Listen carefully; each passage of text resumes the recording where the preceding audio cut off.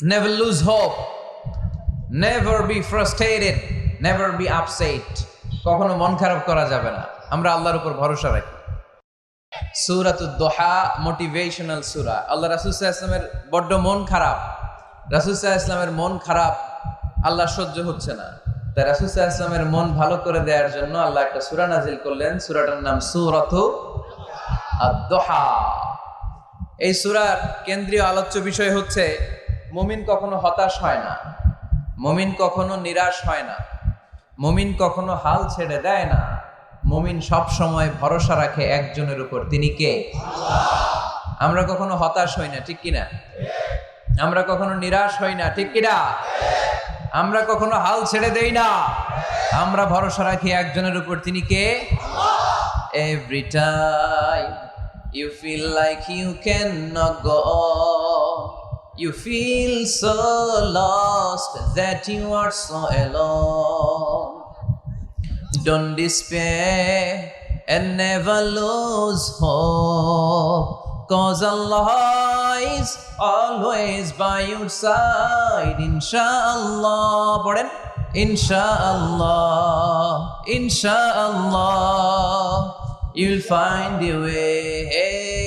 Inshallah, Inshallah, Inshallah, you will find your way. সুবহানাল্লাহ পড়েন। আমাদেরকে রাস্তা দেখায় কে? আল্লাহ। এজন্য আমরা হাল ছেড়ে দেই না, আমরা নিরাশ হই না, আমরা হতাশ হই না, আমরা ভরসা রাখি একজনের উপর, তিনি কে? আল্লাহ। হ্যাঁ, এটা ঠিক, মাঝে মাঝে আমাদের জীবনে বিপদ আসে, পরীক্ষা আসে, মুসিবত আসে, এগুলো আসে আমাদেরকে শক্ত করার জন্য, ঠিক কিনা? আমাদের কোমরকে সোজা করার জন্য, আমাদের পায়ের নিচের মাটিকে শক্ত করার জন্য। প্রতিকূল পরিবেশে কি করে বীর দর্পে দাঁড়িয়ে থাকতে হয়, নিজের অস্তিত্বের প্রমাণ দিতে হয়, সেটা শিক্ষা দেবার জন্য। এজন্য মুমিনের হারাবার কিছু নেই। লা তাইয়াসু মির রাউহিল্লাহ, আল্লাহর রহমত থেকে নিরাশ হয় না। ইন্নাহু লা ইয়াইয়াসু মির রাউহিল্লাহি ইল্লাল কওমুল কাফিরুন, কাফের ছাড়া, মুশরিক ছাড়া, নাস্তিক ছাড়া, মুনাফিক ছাড়া কেউ কখনো আল্লাহর রহমত থেকে নিরাশ হয় না। আমরা সবসময় আল্লাহর রহমতের ভিখারি, আমরা সব সময় আল্লাহর রহমতের প্রত্যাশী, আমরা সব পরিস্থিতিতে ভরসা রাখি একজনের উপর, তিনি কে? আল্লাহ। তাহলে এটা হচ্ছে সেন্ট্রাল থিম, যে আমরা হতাশ হব না। Never lose hope, never be frustrated, never be upset. কখনো মন খারাপ করা যাবে না, আমরা আল্লাহর উপর ভরসা রাখি। এটা হচ্ছে কেন্দ্রীয় আলোচ্য বিষয়। এই সূরাটা নাজিলের একটা ব্যাকগ্রাউন্ড আছে।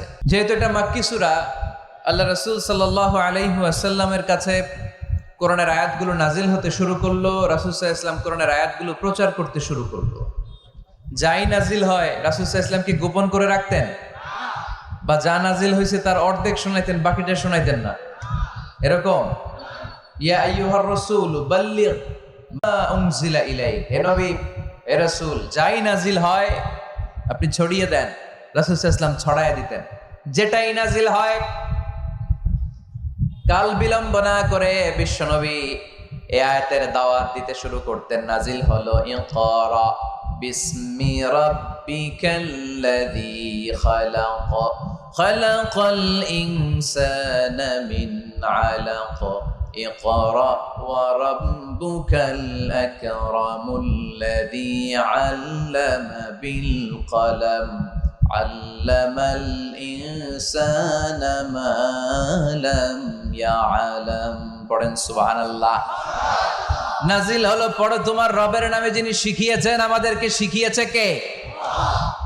আমাদের সৃষ্টি করেছে কে? Read in the name of your Lord who has created, পড়ো তোমার প্রভুর নামে যিনি শিখিয়েছেন। নাজিল হলো 5 আয়াত, আল্লাহ রাসূল সাল্লাল্লাহু আলাইহি ওয়াসাল্লাম পৌঁছে দিলেন। নাজিল হলো ইয়া আইয়ুহাল মুজাম্মিল কুমিল লাইলা ইল্লা কালিলা, বিশ্বনবী পৌঁছে দিলেন। নাজিল হলো ইয়া আইয়ুহাল মুদ্দাসসির কুম ফাআনযির, পৌঁছে দিলেন। যাই আসে পৌঁছে দিতেন, যাই আসে পৌঁছে দিতেন। কিন্তু হঠাৎ করে ওহী আসার ধারাবাহিকতা হুট করে বন্ধ হয়ে গেল, ওহী আর আসে না। ফলে রাসূল সাল্লাল্লাহু আলাইহি ওয়াসাল্লাম নতুন কোন কোরআনের আয়াত মক্কাবাসীদেরকে শোনাতে পারে। মক্কাবাসীরাও এসে রাসূল সাল্লাল্লাহু আলাইহি ওয়াসাল্লামকে খোঁচায়, বলে কি মুহাম্মদ, কিছু বলো না, যে নতুন কিছু শোনাও না, যে এতদিন তো অনেক পটপট করছো, অনেক কথা শোনাইছো, কই তোমার সেই কথা? রাসূল সাল্লাল্লাহু আলাইহি ওয়াসাল্লাম বলতে পারেন না। কেমনে বলবে? উনি কি মন গড়া কিছু বলে? ওমা ইয়ানতিকু আনিল হাওয়া ইন হুয়া ইল্লা ওয়াহয়ুই ইউহা। মন গড়া তিনি কিছু বলেন না, মন মস্তিষ্ক প্রসূত কোনো কথা তিনি জাতির কাছে পেশ করেন না। তিনি তাই বলেন যা তাকে নির্দেশ দেয়া হয়, আর নির্দেশটা দেয় কে?